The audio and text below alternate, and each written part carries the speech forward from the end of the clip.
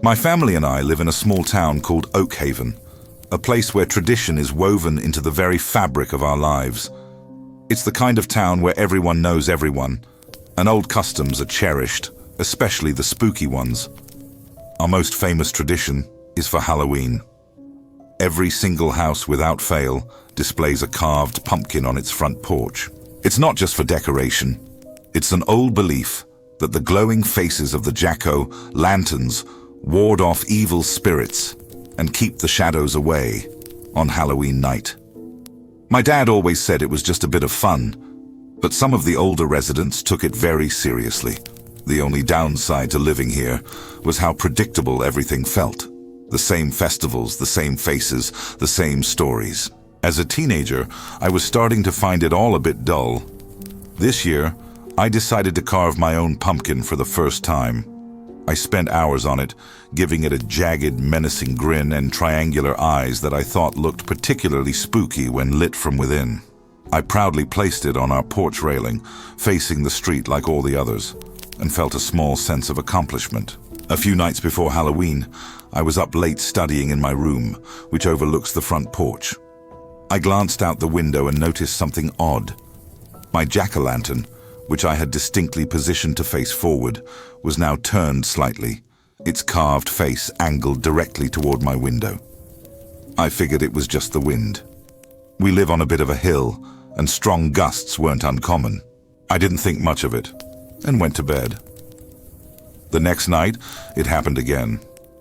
I came home from a friend's house and saw it immediately. The pumpkin was once again staring up at my bedroom window, its jagged smile looking more like a smirk in the dim porch light. This time I knew it couldn't have been the wind.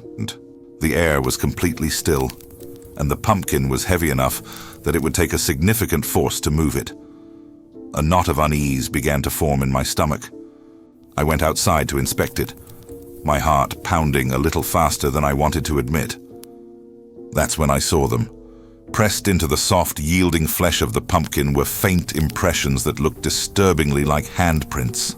They were small and slender, almost like a child's, but the grip seemed firm, intentional. A shiver traced its way down my spine. I quickly turned the pumpkin back to face the street, my hands trembling slightly. I tried to rationalize it, telling myself it was probably some neighborhood kids playing a prank. But the image of those handprints lingered in my mind. On Halloween night, the whole town was buzzing with energy. Kids in costumes ran from house to house, their laughter echoing through the crisp autumn air. But I couldn't shake the feeling of being watched. Instead of going out, I told my parents I was feeling sick. After they went to bed, I turned off my bedroom light and positioned myself by the window, determined to catch whoever was messing with my pumpkin. I sat there for what felt like hours, my eyes glued to the porch, waiting. Just after midnight, when the last of the trick-or-treaters had gone home and the street fell silent, I saw movement in the shadows across the road. A figure detached itself from the darkness. It was tall and unnervingly thin, moving with a fluid, unnatural grace. It glided across the street and onto our lawn, stopping right in front of the porch. My breath caught in my throat as the shadowy figure crouched down beside my jack-o'-lantern. It reached out with a long, spindly hand and gently caressed the pumpkin's carved face before lifting it from the railing. The next morning, I woke up with a jolt, convinced it had all been a nightmare. I rushed to the window and looked down at the porch. My pumpkin was gone. I felt a strange mix of terror and relief until my eyes landed on the spot where my creation had been. In its place sat a new pumpkin.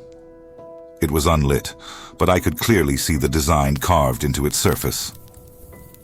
My blood ran cold. The face carved into the pumpkin wasn't monstrous or scary. It was a perfect, detailed replica of my own face, captured in a moment of sheer terror.